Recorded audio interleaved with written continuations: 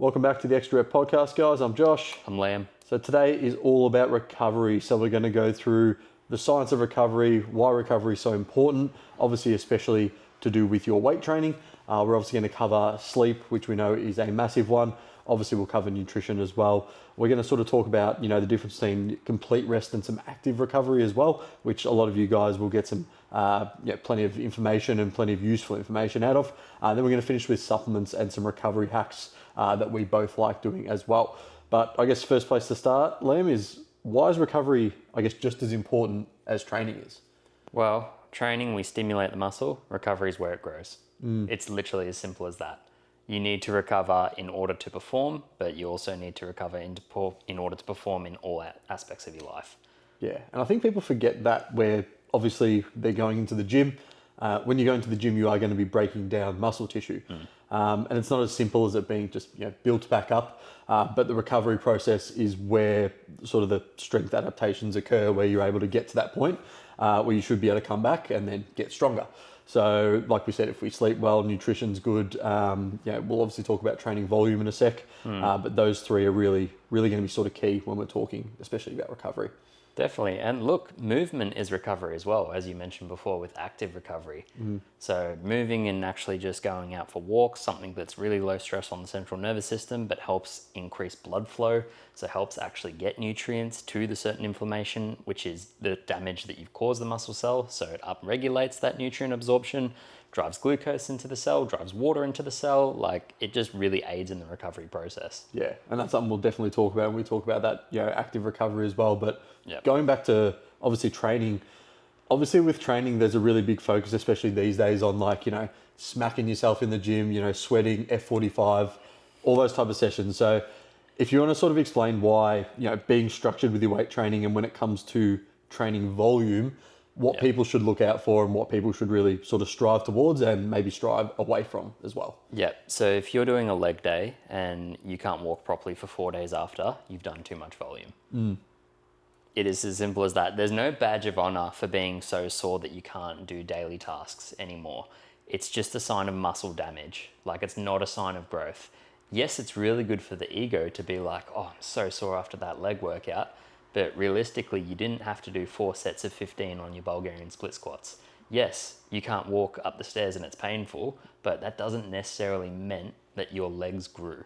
And I think it's really interesting because obviously, when we go back to training and telling people to train hard enough as well, there are those sessions where everyone's done them where, you can't walk out of the gym, but on one hand you go, too much volume, 100%, not going to recover 100%. But at the same time, it does teach you that bit of mental resilience, and you still do need to push yourself, but then now we need to factor back the volume. Now we need to say, okay, if you just picked 1 or 2 sets, went really hard, close to, if not on failure around that period, depending on what you're doing, then you're going to see much better results and going to be able to recover a lot quicker before your next session. Exactly. And it is as simple as that, guys. You do just need 1 working set to drive muscle growth.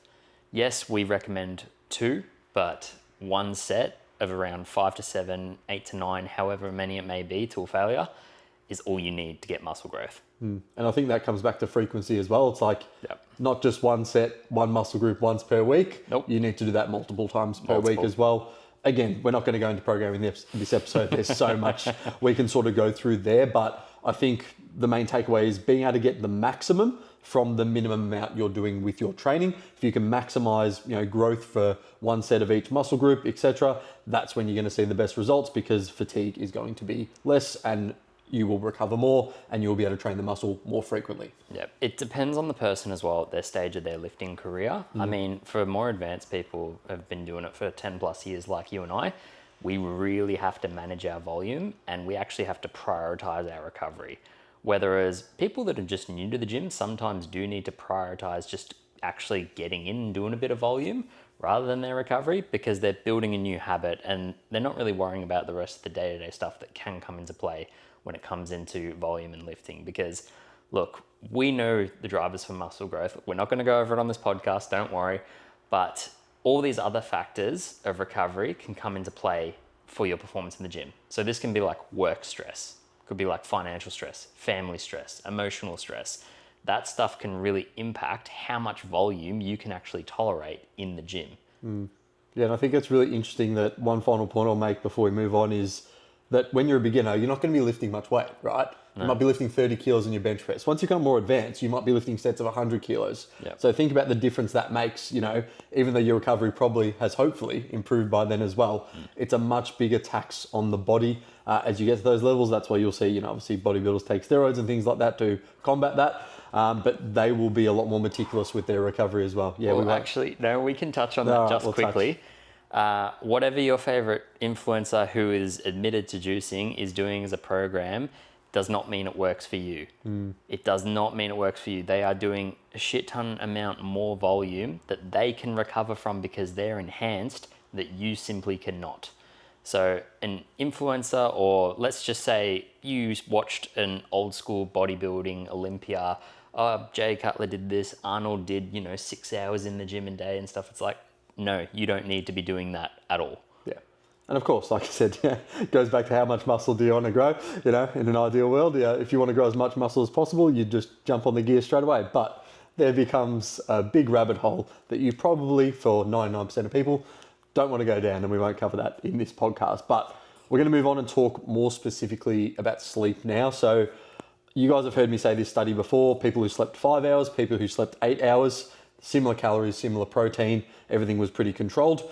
The people who slept 8 hours actually gained more muscle and lost more body fat, whereas in the opposite, obviously, they lost muscle and gained a bit of body fat, despite them both losing the same amount of weight on the scale. So it is a really big thing when you're looking after your recovery, especially with your sleep. It's going to promote everything. Obviously you're going to be cognitively better, you're going to be less hungry. There's going to be 100 other things that are going to work in your favor when it comes to improving your body composition. I mean, to be devil's advocate there's also studies showing that, a workout can inhibit the results of a bad night's sleep. So if you've had a really shit night's sleep and you think you can't train, that's not true. You still can train. You should still be logging your performance and monitoring, the other aspects of your pre and post workout nutrition that we'll touch on, but that can still happen even if you get a shit night's sleep. Yeah, I think that is interesting because, again, some people might come in and be like, check my Oura-ring, my sleep's not perfect today. I better not go to the gym. I better not push it. Let's touch on wearables because it's really good to see data for a short period of time, but that data can completely fuck you. Yeah, you can't let it dictate your life. Yeah, it can, you could intuitively wake up, no alarm, and be like, I actually felt good. I had some crazy lucid dreams last night, all this stuff. But you check your Apple Watch, which is what I've got, you've checked your Oura Ring or whatever, and let's say it says you got 0 deep sleep or your resting heart rate was high or just something was off according to the data. But you were like, I had a really good night's sleep. I thought, you've now started that morning, you've shifted and gone, well, I had a crap night's sleep. So you've told yourself that you had a crap night's sleep, even though you woke up feeling fine, and that will inhibit and dictate your decisions throughout the day. Yeah, for sure. I think that's one thing where, like I said, wearables are great and it's good to track for a period of time, but there will be a point in time where once that's all sort of sorted, you're sleeping well, you're doing all those right things, you might get to a point where the data starts to, like I said, fuck with your head a bit more, and that starts to, like I said, inhibit your decision making. So it's something where, when we're talking about sleep, I guess, it just goes back to the same sort of stuff that we have talked about in the sleep podcast, cool, dark, quiet room, trying to get off your technology a couple of hours before bed, trying to get some sunlight first thing in the morning, and trying to get some sort of routine, with your nutrition and structure as well. Because like we know, if you're going to eat a massive dinner, then try and go to bed half an hour later, your body's going to be trying to digest the food and it's going to say, what are you doing? As a result, you're probably going to get less sleep. Well, this is where wearables can come into play because you will see the data that your resting heart rate is higher when you had a meal at 8:30 and you went to bed at 9. You'll be like, okay, that's 20 beats higher. It's just good to get that feedback and knowledge. But I will say, I'm someone who tracked my sleep for 2 years straight with my Apple Watch. And then I started, almost 3 years. And the data was pretty relevant day in, day out. So I got to the point where it's okay, I don't need this anymore. Were there some nights where it wasn't perfect? Yes. And it was good to know certain data of when something spiked or whatever. But even wearing a Bluetooth wearable is a form of stress on the body. It is a small form of radiation, electronic magnetic frequency. When we're trying to turn devices off around bed for sleep, yes, it can have a small impact that people don't think about. Yeah. It's you've still got an electronic on your wrist or on your ring finger or whatever it may be, or a Whoop band. Yeah. I need to get my tinfoil hat and find it and be able to put it on whenever you go half tinfoil. It's not even half. Like, look, all the research is out there with EMF exposure affecting the electricity in your brain and your heart. And when you're trying to get a good night's sleep, like I used to coach a guy, he couldn't get sleep when he moved into this apartment, and it was like near this elevator with all these wires. And then the second they actually shifted the bed and turned it on the other side of the wall, slept like a baby. Yeah, it's really interesting, isn't it? Then, like I said, that's because the research is, still so far behind what it, could be or should be. Oh, exactly. You find out a lot of stuff, 10, 20 years later when, there's stuff that is obviously, fantastic now that, a lot of other people won't pick up then. So, we'll talk about that in a bit more of a future supplementation episode, but we'll head back sort of to nutrition as well. In terms of obviously optimal recovery, I think obviously we know protein's a big one. We want to keep protein at least 2 grams per kilo of body weight. And of course, all this is going to depend on your calories as well, like how many calories you have. But in an ideal world, you want something pre-workout and then you want something sort of post-workout. Obviously, we call it the anabolic window. And there's been a lot of research now to suggest that it's like, it's not as effective as people once thought it was, but that doesn't mean it's not effective. You know what I mean? I would argue that pre-workout nutrition is more important than post-workout. Yeah, I agree. Yeah. And why would you say that? Performance will increase with pre-workout nutrition. Yeah.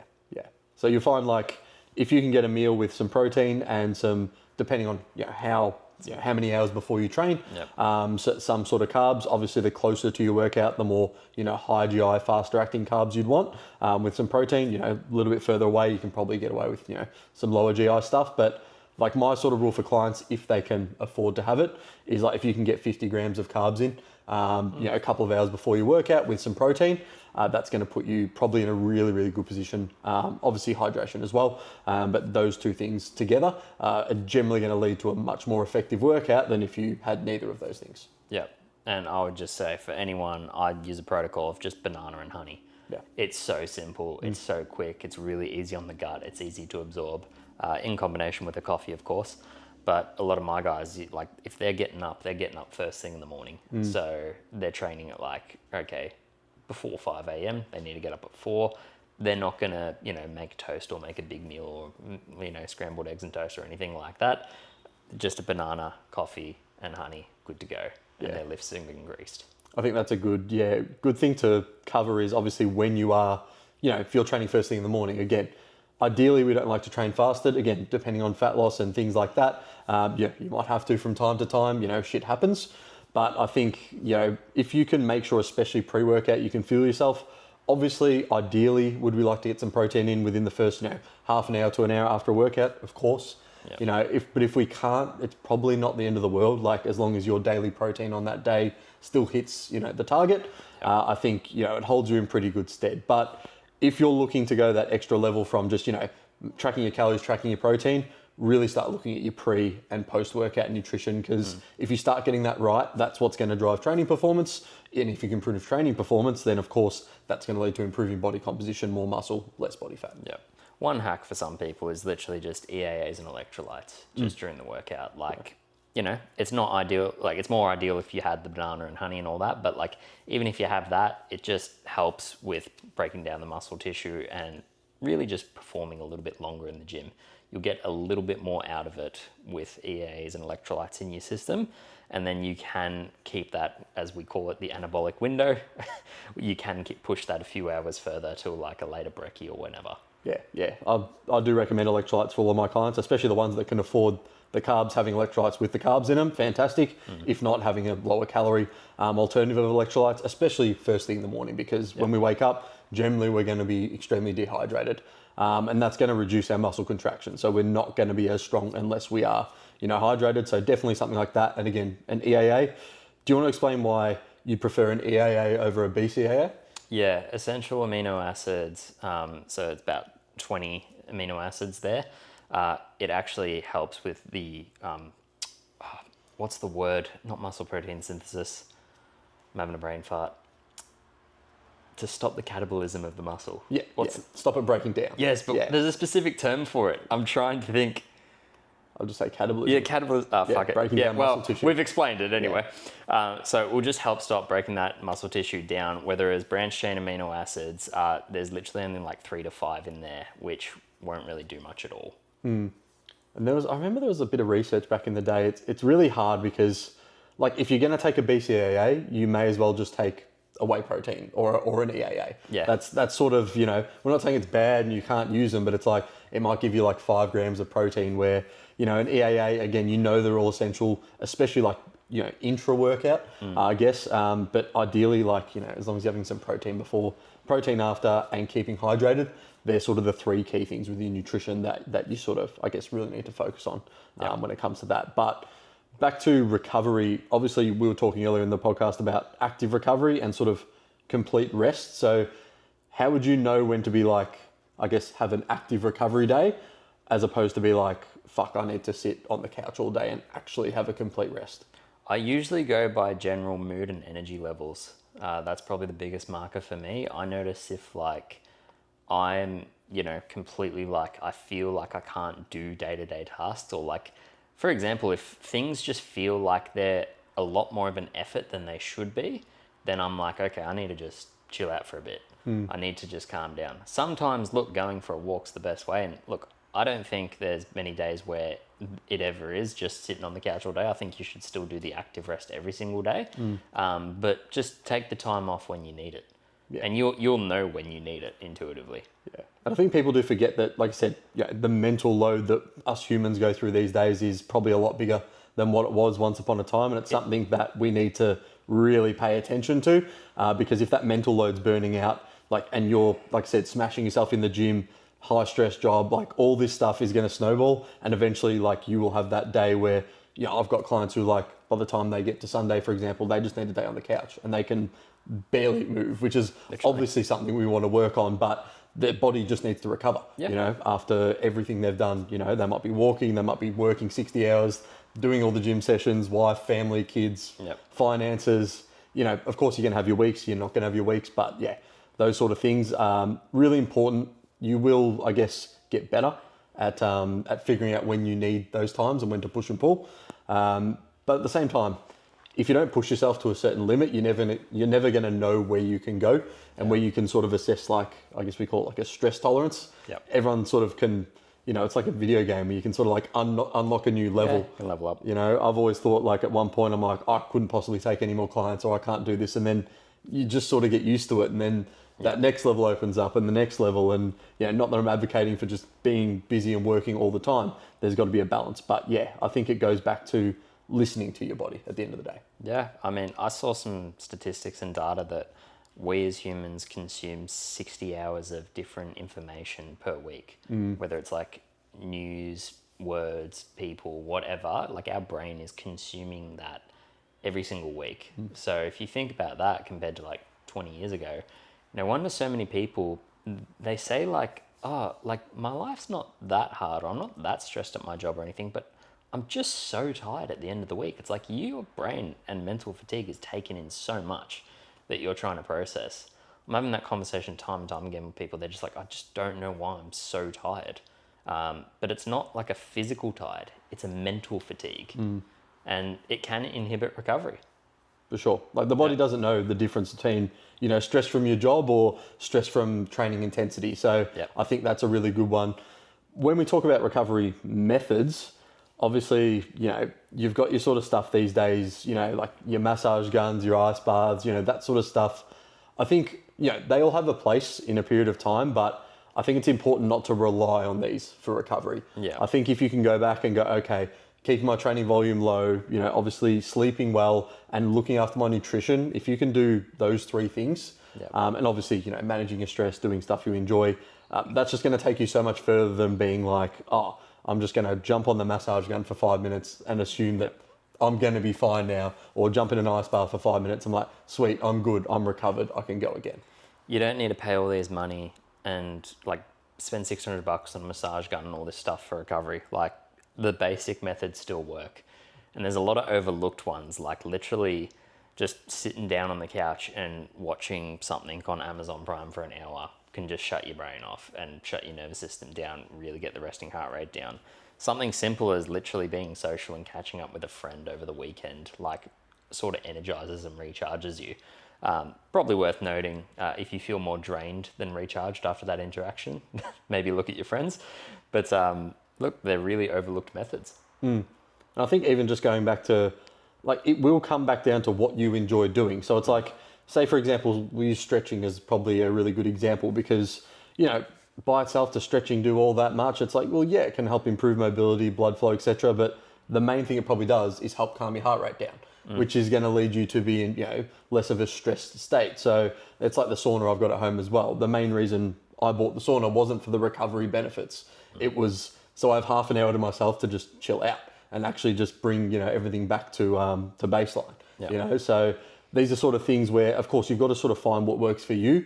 But the main reason these recovery methods all work and why they're marketed so well is they make you think like you recovered back 100%, where if you just focus on the big rocks and picked a couple of things that helped you de-stress, whether it's, you know, sport, hobbies, sauna, etc., you'll get the best results out of your recovery there as well. Yep.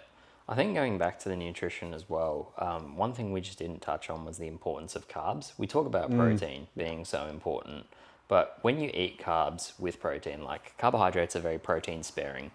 So you increase your carbohydrates, you also get a huge dopamine, serotonin, oxytocin response, which puts your body into a parasympathetic state. So it actually puts your brain and body in more of a calmer state.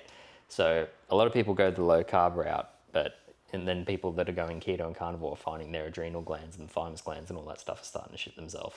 And cortisol goes through the roof. Now, that's not everyone, because, look, it's a very effective diet for people with autoimmune conditions, but for the average Joe and who is metabolically decently healthy and is putting an effort to actually get a better lifestyle with sleep and nutrition and everything, carbs play a huge role. I've always found it interesting, like, I don't know if there's been any studies yet where they get someone who's more like keto or carnivore and, you know, they'll compare them, but they'll give someone, you know, like a massive dose, like 100 grams of carbs pre-workout for, you know, 12 weeks or something, and just see what the difference is like how they feel, how they train. It'd be really, really interesting to see if there was any, you know, like randomized control studies or something about that, because I do think it really is a bigger thing than a lot of people, you know, give it credit for. Of course, you know, coming to the gym, having a bit of willpower, getting the extra rep out is great. If you're recovered, that's awesome. But carbs like that little cheat code to get you that extra, you know, extra 10% and almost guarantee that, you know, provided you're switched on, you should be progressing, you know, the lifts in the gym, which of course will then lead to, you know, better recovery, advanced body composition, etc. In reference to that study, I'm not sure if there's a particular one like that, but there are studies on the effects of like what type of carb. So like if someone's taking just pure maltodextrin as their carbohydrate source, yeah, they don't tolerate it GI-wise the best. You know, it's a massive blood sugar spike, huge insulin spike. So what's a all that stuff. maltodextrin for the viewers? Maltodextrin? Yeah. It's the pure form of a carbohydrate. It's like a white powder. So like sugar almost, like basically Pretty the same, much basically sugar. the same Well, thing. yeah, it all converts to the same thing at the end of the day. Yeah. But yeah, maltodextrin is pretty much the highest on the glycemic index scale, if we're referencing it for that. Whereas if someone, you know, had honey, it has a completely different response in the liver, the way, you know, it breaks down and releases insulin and everything. So, you know, there's multiple different ways, but then there's a whole argument about fructose, and some people are fructose intolerant, and some people feel really good on apples, and then some people feel awful on bananas. So there is a really sort of food intolerance thing when it comes to the carbohydrates, but quality source really matters. Like the whole bodybuilding, eat your rice cakes and stuff used to be a really big thing. Then some people eat rice cakes and they're like, well, the grains don't agree with me. My body feels bloated and shit. And it's like, well, it's just rice cakes. You should be fine. No, unfortunately. Some people eat rice, feel amazing. Some people eat rice and feel like crap.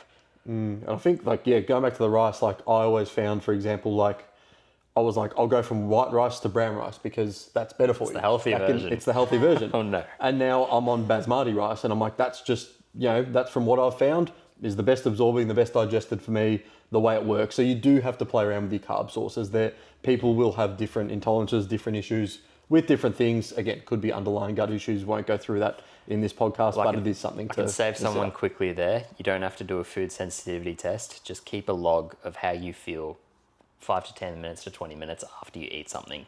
It's just being intuitive and understanding how your body reacts and feels. Yeah. You don't need to pay $400 to a naturopath to do a food intolerance test. That will change, by the way, within 7 to 28 days when your gut microbiome shifts and turns over. I think that's a really good way to sort of shift into the best supplements and sort of recovery hacks that we sort of have, I guess, as humans at the moment, which, again, before you go into supplements, any of this, like we've talked about before, nail your training, nail your sleep, nail your nutrition, and then obviously have some sort of active recovery. That's going to do much more than what we're about to talk about is going to do. But for supplementation, obviously, like potentially having, like we said, a carb powder, EAA, electrolytes, they're all going to help with obviously hydration, pushing in the gym if you've got the calories for them as well. Fish oil, I find, just your basic multivitamin, fish oil, vitamin D, they're all obviously going to help indirectly as well. And I guess... I'd disagree on that one. Would you? Oh, there you go. I did a whole seminar for coaches this week and explained the difference between like a general multivitamin and then certain vitamins of like, say, fish oil toxicity, and you should go for cod liver oil instead because the EPA and DHA ratio is much better of omega-3s. So just be careful on the fish oil because... Look, for the general population, it's good to take fish oil, but the source of it is very important. And same as a multivitamin, a lot of them could be doing absolutely fuck all. Yeah, especially with absorption, I find is the main thing. It's like you'll get two things that'll compete, across that blood-brain barrier, and it'll be like, this will go through and this won't. So it's like, potentially half or 3/4 of the ingredients that are in there are not getting absorbed. Just to elaborate on that, because this is a bit of my wheelhouse. So you'll get a multivitamin, right? You will get the cheapest form of versions, like you'll get like a zinc or magnesium oxide instead of like a glycinate or a citrate. Then at the same time, they actually work on the same transport chain, so they compete for each other. Then you've also got synthesized versions of vitamin B that are water soluble. Then you've got vitamin D, which is a fat soluble, so they have to compete with each other. Then you've got ones that aren't even the methyl group, that if someone who's got the MTHFR gene, which 60% of the population do, they won't even methylate those vitamins. So a lot of people waste their money on stuff that they don't need. Yeah. And I will say, we're talking about supplements here for recovery. Just go with magnesium glycinate. Yeah. So simple, really calming on the nervous system, calming on like the bones, joints, muscles, everything. 250 to 500 milligrams a day, and you could just be set with just that. One thing I would recommend is a sleep supplement if you do really struggle. I use Night Ops. I don't take it anymore, but I used to use that religiously. It was amazing. Do you want to tell us about Dream? Yeah, so Axe Labs, shout out to them. That's probably Dream is their supplement. Not cheap, but you pay for quality.